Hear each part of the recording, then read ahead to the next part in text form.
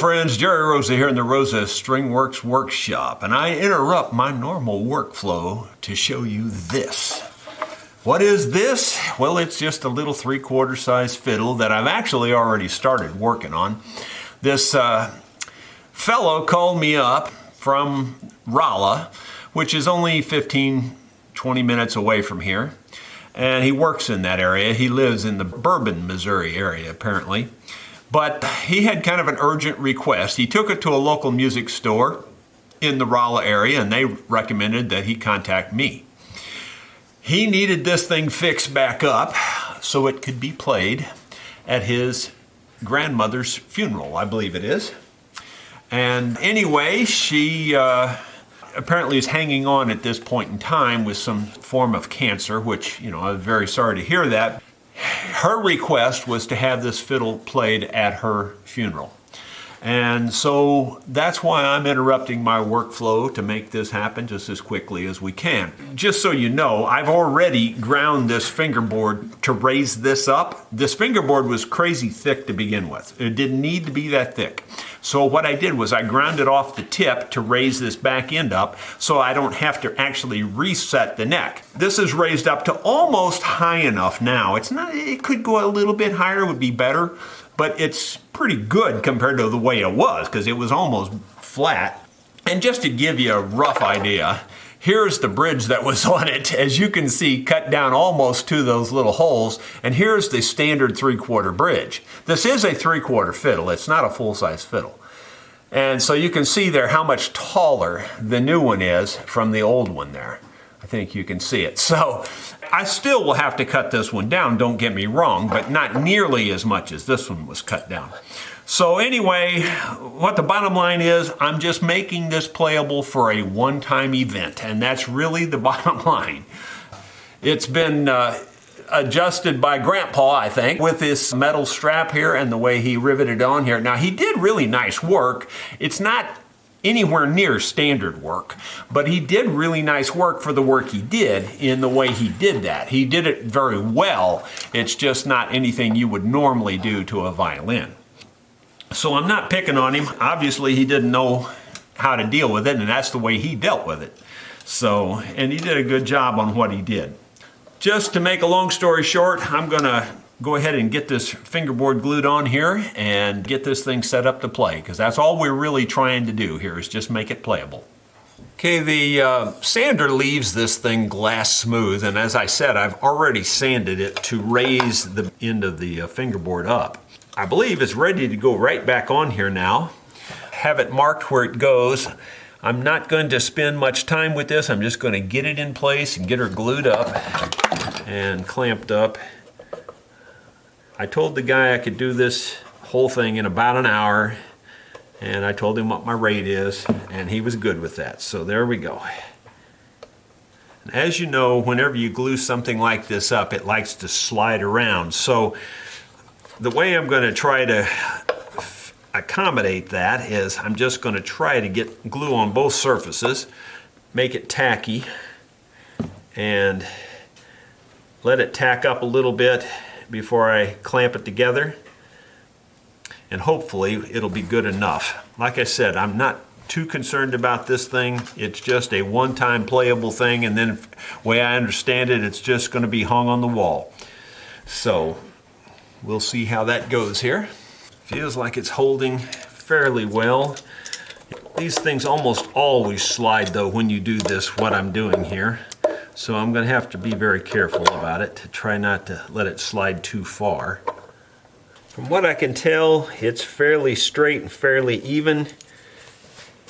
I'm looking down here to make sure it's going down the center of the instrument, and it does look like it's doing that. So I'll just let that set for a couple hours and come back to it when I get a minute. Well, this fingerboard has been sitting on here for at least an hour and a half, if not 2 hours, probably 2 hours. And I know that this glue tacks up much faster than that, and they claim you can take the clamps off in an hour, so it's been well over that. So we've got the clamps off, the glue feels completely dry around the edges. I'm going to take a little raspy file and clean that up because I can feel the glue on these edges right here. The easiest way to do that will be with this little raspy file, and we'll get it fairly smooth.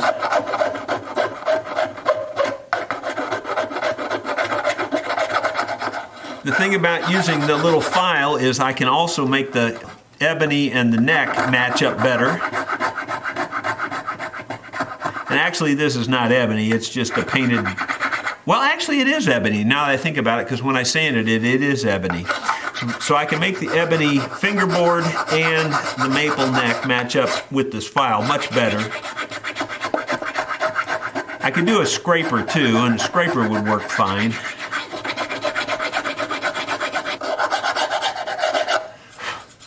That's very nice. Now I'll do this side. Just getting the strings out of my way. And that's all cleaned up. That looks really nice. It's nice and smooth now. You can't feel it at all. Here's a value-added tip for you. Whenever you're going to string up a violin, especially if it's completely unstrung, make sure all these adjusters are backed all the way out. In other words, make sure that they don't have any adjustment on them already before you start stringing it, because that way you'll have the full adjustment as you do get the strings up to, close. You'll get them close with these tuners up here, and then you'll be able to have a lot of more adjustment back here. If they're already down and adjusted, you won't have much play. So this is a real good tip. And this homemade tail piece here and the attachment point, it's really leaves a lot to be desired. It doesn't fit the hole very well, actually. I didn't know that. Of course, you find these things out as you do the work, but it's kind of loose in the hole. But again, this is a one-time use idea, and they just want it to be set up where it sort of looks like it's playable. That's really it. I have a feeling that it won't even get played at the funeral. It's just going to be on display, is more what I'm thinking, because they talked about making sure that it would be display worthy, look like it's ready to play basically, and hanging on the wall. That's really where they're headed. This is a little bit small, but I'd have trouble finding one that would fit this ring as well as this one fits the ring. So I'm going to just apply a little bit of paper around this and force it into the hole. At least that's my first thought. And we'll see how well that thought works right now. Just kind of getting enough there to make the difference. That adds about 3 or 4 thousandths thickness to it. And that may be all we need. I think that's all we're going to need. It's not real loose, but it is loose. And I want it as tight as I can get it. And the way this is made, it's not easy to put it together this way, because this is all one piece basically, and that's not the norm. So I'm going to hold it down here where I can get a hold of it. There we go. I got it in there that time, and I think that made it tight. That seemed like that was just enough to make the difference, and I think that's going to be fine. And if anybody thinks that that's a shoddy thing to do, I would say you would be wrong, because paper is basically wood. We're using it as just a filler, a wedge in here, and everything on a violin is wedge fit anyway. Everything is friction fit. So basically all I did was just increase the friction there by adding the paper. It's not, the best way to do it, I'm not saying that, but on the other hand, it's not that bad. It's not that out of the norm, if you will. Okay, so now we've got the nut up here at this end. And actually the nut doesn't fit very well, and that's because there's some glue squeeze out. That's to be expected when you put a new fingerboard on. The glue can squeeze out there. So get me a chisel and I'll clean up this end where the glue squeezed out. And let's see if it fits up now. Yep, it fits up perfectly now. So we're good shape there. The one thing I do know for sure is this nut is way high. And that's because I planed this down on the bottom side. I tapered this so that the back end of this would be higher because it was really, really flat when it came in here.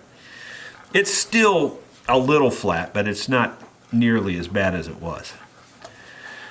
So I think what I'm going to try to do is maybe cut a little bit off the bottom of these feet before I glue it in there. At least I think I am. I think I'm going to cut a little bit off the bottom of this nut before I glue it in here. That'll save me a lot of filing off the top. I'm just going to go over to my sander and just bump this into the sander and knock off a little bit of that, I hope. I've ground that nut down quite a bit and it looks like it's just about perfect to me. So that means we're ready to glue it in place. And you know, CA glue is the fastest, so you know, as this is a hurry up and get it done job, I'm just going to put a little drop of CA glue on there and stick her in place, and I think that's going to be perfectly acceptable. And I'll spritz it lightly now that it's had a few seconds here to bond. Just lightly with that. Someone made a comment about using CA glue and that said most people use way too much accelerator, and I agree with that. I always use a very minimal amount, least amount I can spray out of the can pretty much. And I generally wait, you know, 10-15 seconds before I spray it too, because that way it won't turn white and, you know, get all bubbly on you. Okay, we're moving right along. We got one little issue right here, and I probably should have taken care of that before I put this end pin back in there. And that is, this is pretty scratched up because this wasn't done well, and these adjusters were way down and laid on here, and it's really scratched that up. So I think I'm just going to clean that up a little bit with a little bit of dye, and it won't be so noticeable.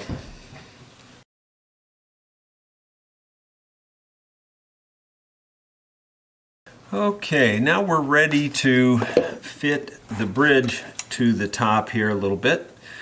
And the way I always do this is that the words go to the back of the violin. First thing I do is I take a pencil and try to trace the top right on the feet. And once I get that traced, then I take the chisel and cut that out. You have to cut it in very thin slices or you'll bust more off your feet than you were expecting. So it's usually several cuts, even though it's just one line there. Really helps if you have a really sharp chisel so that you don't break the feet. That looks pretty good. Let's see if it sits there. It already sits there pretty well. That's pretty close. So we're going to call that good enough for the moment. So we set the bridge on there approximately where it should be, and I'm just approximating it there at those little marks on the F-holes.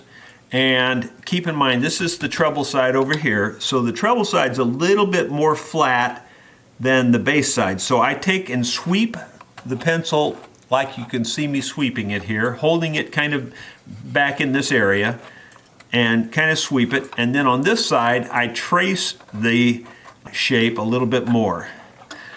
And if you see there what the shape turned out on that pencil, that's just about your normal shape of your bridge. Now, I'm going to cut it just slightly above that line, about roughly a millimeter above that line. And that should get us really close. I cut out the profile of the bridge, and now I have started thinning this off camera and got it pretty well thinned down. These bridges come from the factory very thick, and if you don't thin them down when you're setting up your violin, you're really not getting the best sound out of your violin. There's really a lot of wood on there that you cut off. In terms of this detail, you want to cut so that you don't break it off. That's all I can tell you really.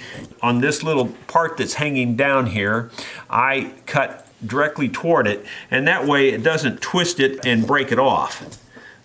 And you just have to kind of think about which way you're pushing your plane so that you don't break off your little detail in your bridge. That's pretty good there. I've cut off a lot of this, mostly off camera, but there's a lot of shavings that I've cut off of this thing. It's pretty close. Now I'm going to take it on a flat piece of sandpaper and just kind of smooth it out. After you've used your finger planes a long time, it doesn't take very long to get it perfectly smooth. Your finger plane should already be very close when you're done with that, and then just this little bit of sanding like that is really all you need to do. Now I'm going to take this same sandpaper, lay it on top of the fiddle here, and I'm going to make these feet fit the top a little bit better. Now the traditional violinist luthiers will take and move the bridge this way. And there's nothing wrong with that too much. I don't like doing it that way because it rocks the bridge and you get your feet rocking like this. And I'm exaggerating, obviously, but it's hard to keep it perfectly perpendicular this way. You can do it, and I mean, lots of violin makers do that. But I prefer to do it this way, and I just think it's a better way. I think it works just as well. They say you don't get the top shape as well, but I think you get the top shape as well or better. And I only move it a very short distance, but I move it sideways instead. And the advantage of that for me is I can also tell if I've got it tilted one way or the other. And I like to tilt it just very slightly back and then just work these feet in like this. And if you've got your feet cut pretty close, that's all the sanding you need to do. And it just makes it fit perfectly. And I think that's the better way to go. I won't change my method. You know, I know about the other method, and I know I get criticized for doing it the way I do it, but this is, I think, got some advantages to it, and that's why I do it this way. And now with that, it should just sit there by itself, and it does, as you can see. And it's leaning slightly back because they always pull forward. Now, these strings are not wrapped on the pegs very well, but that's not my charge. It's not to make it perfect, it's just to get it playable. I'm just going to leave them like they are and see if we can make this thing playable. I don't think these are very good strings that are on here. But again, it's not my charge to care about that. And if I was guessing, and I am, I would say they put the E and the A on wrong, and they did. I am positive they put them on wrong. This is a single unwrapped string, much smaller than the one that's down here for the E. So I'm going to have to move these or you cannot tune it. So I'll do that off camera because they're completely in the wrong place. I can tell just by looking. Okay, I got the A and the E strings moved into the right place, and now the E string is just a little bit high down here at the nut, so I'm going to loosen it up a little bit, move it out of the way, and go ahead and adjust the action here. Now on a violin, you can make it come right down to just about touch the fingerboard. And if it's not that way, then your strings are probably too high. It's got to be almost touching the fingerboard right at the end of the nut there. I would say only maybe 20 thousandths, half a millimeter above the fingerboard, if that, and that would be plenty high, so you could probably go a little lower than that.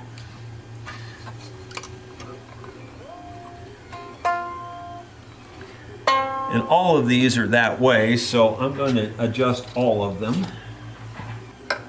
The thing about adjusting these is you want to keep the file at the same angle. Not like this, but you want to keep it at one continuous angle.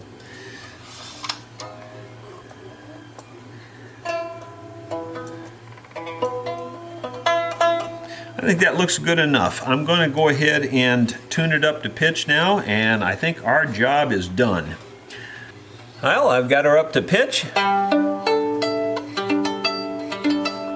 And that's probably all I'm going to play it, is just that much right there, because it's a 3/4 size, and with hands like this, on this little 3/4 size violin, it's just not doable. I can barely play a full-size one, let alone a little tiny one. So there you go. I think that's going to have to suffice.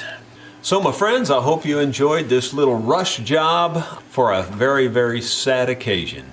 My thoughts and prayers are with that family, but I hope that this violin fits the bill for them. I think it looks really nice, and it's very well set up considering the quick and dirty job here. So I think it's going to pass the bill for what they need. Thank you for watching.